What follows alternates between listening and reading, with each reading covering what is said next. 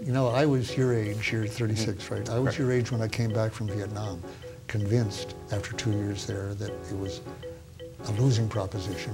I hadn't yet arrived at the realization from reading the Pentagon Papers that we had no right to be there following the French or supporting the French from the beginning, but that it was hopeless, that we ought to be out of there.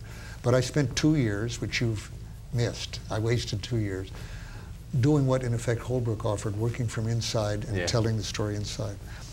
What the Pentagon Papers, which cover a 23-year period, and then it goes on beyond that, revealed was that the president doesn't need somebody to tell him the reality, like you or me, because he has people who do that. He has heard it. They have heard it.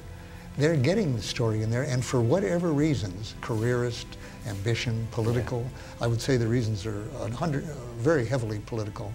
I think we should be telling our leaders, or asking them, give us a good reason why we will have any greater success than the Soviets did. I don't think there is a reason. No, I think the only thing we have for us is the only reason why we think we do better than the Soviets is our own hubris. And when I bring up the Soviet Union's experience there, the automatic knee-jerk reaction I get from a lot of people, which is an irrational and emotional argument, is we're not the Soviets. Go to George Washington University's archives online and look up, they've got a wonderful collection of documents from the Soviet Union, particularly senior level deliberations among members of senior military and in the Politburo, discussing what are we going to do in Afghanistan. We've got to get out. This is destroying our country.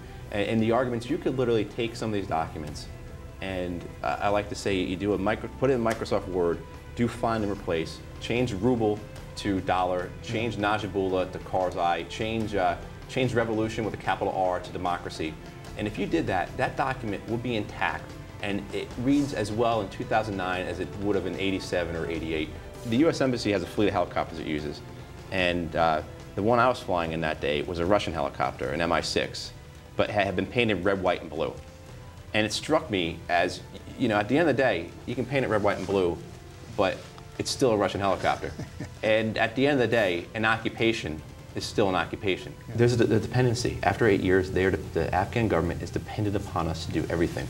And it was most likely the same way in the Soviets. That's why Najibullah only survived for 3 years, because he was dependent upon an outside power to keep him propped up.